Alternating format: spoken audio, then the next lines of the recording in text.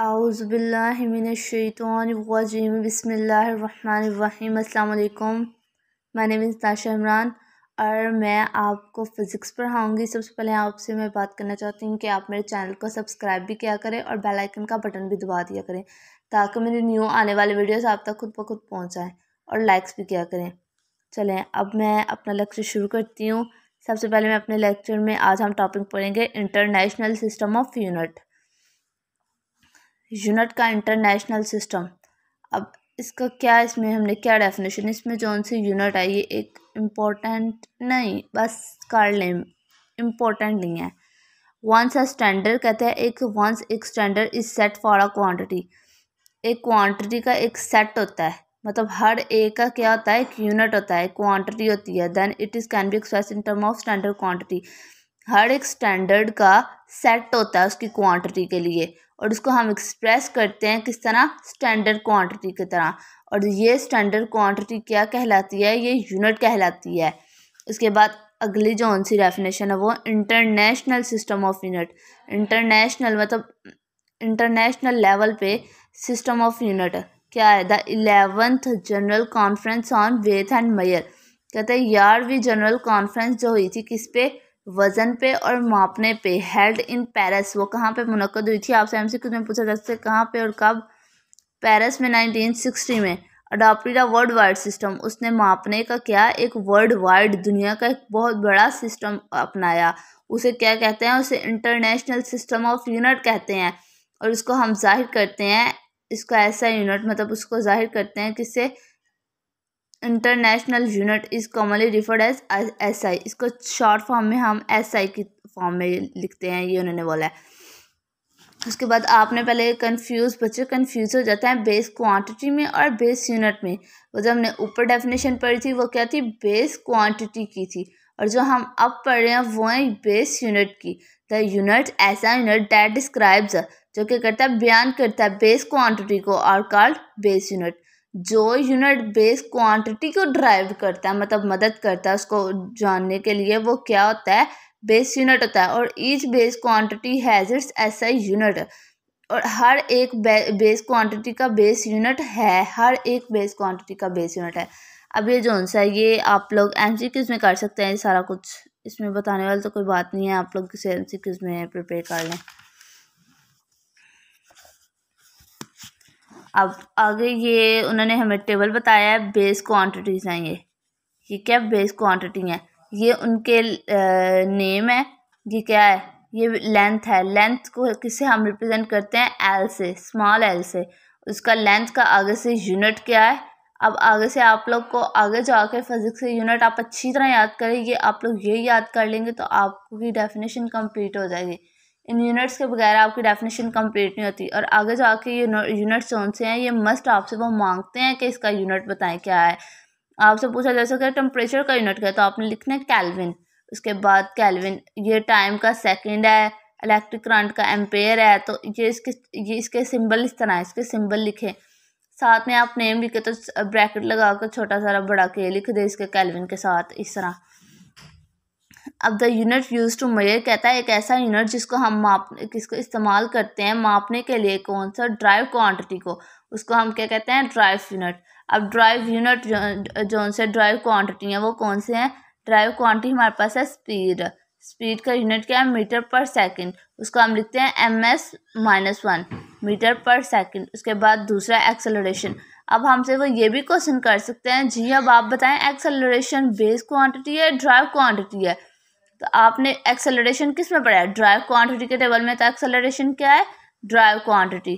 Force का Newton है, pressure का पास्कल है, डेंसिटी का किलो पर क्यूबिक मीटर है, और चार्ज का कूलम है। ये आपने अच्छी तरह याद करने हैं, आपको MCQs में, शॉर्ट क्वेश्चन में, और आपसे सेपरेटली ये लॉन्ग में भी पूछा जा सकता है कि आप उसका टेबल डिफाइन करें उसके ऐसे यूनिट के साथ और सिंबल के साथ। तो आप लोग इसको अच्छी तरह प्रिपेयर कर लें, ये आप लोग को मस्टली आएगा, इसमें से कोई ना कोई MCQs तो मस्ट आ ही जाएगा। अब ये जो सा ये आपने याद करना है,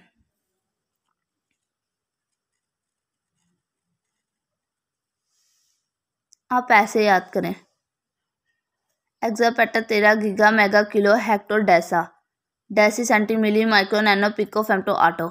ये आपने नेम सारे याद करने हैं। अब उसके बाद आपको मैं बताती हूँ याद कैसे करना है।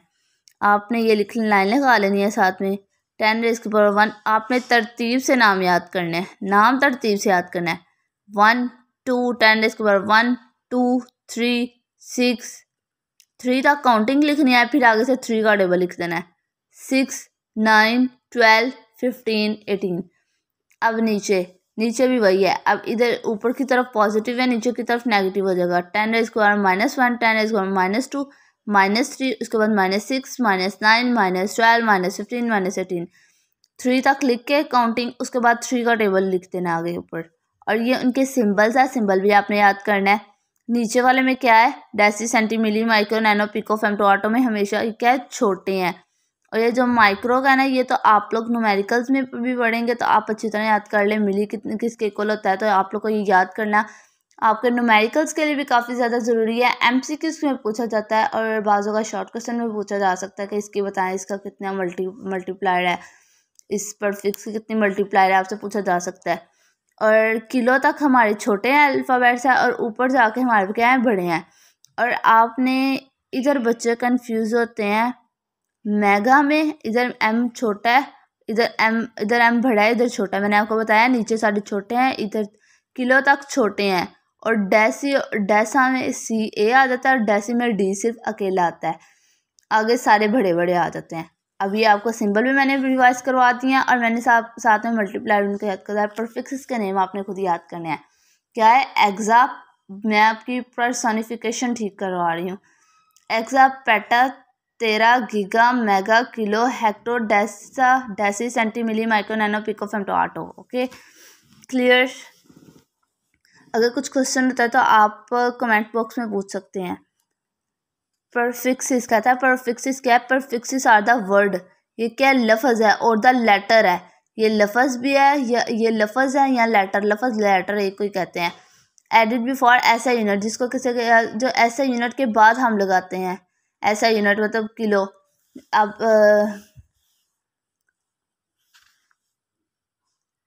हमसे मैथ्स पूछते हैं, केजी, ये जो हम केजी एंड पे लगाया है, ग्राम वो है ना, आटो ये देखे केजी, ये किलो ये हमने लगाया ना, जो हम एंड पे लगाते हैं वो है। ये ऐसा यूनिट के एंड पे लगाते हैं, जैसा कि किलो मेगा गीगा एंड मिली। अब इसकी एग्जांपल ये है,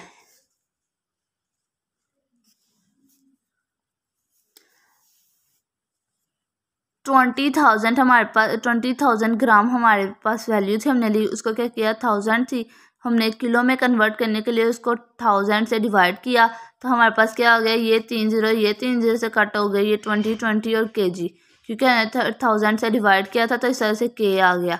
अब 20,000 ग्राम, अब इसको हमने क्या करना चाहते हैं, हम लोग इसको पावर बनाना चाहते हैं।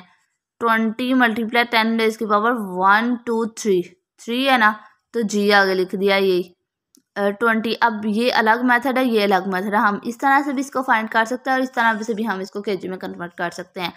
अब आपसे पूछ सकते हैं कि 20,000 को आप लोग 20 केजी में कैसे कन्वर्ट कर सकते हैं, तो आप लोगों ने, मैं आपको बता रही हूँ, ये देखिए 20 मल्टीप्लाई लगा के 10⁻1 2 3 3 लिखा दिया, 10⁻3 क्या है, इधर देखें 10⁻3 क्या है, किलो है, किलो इधर हमने लगा दिया और फिर केजी, ठीक हो गया। अब ये टेबल है, ये भी टेबल काफ़ी ज़्यादा इम्पोर्टेंट, तो आप इसको भी अच्छी तरह प्रिपेयर करें। इसमें क्या उन्होंने बताया है, 1 किलोमीटर किसके इक्वल है, 10.3 मीटर, उसके बाद 10⁻³ मीटर।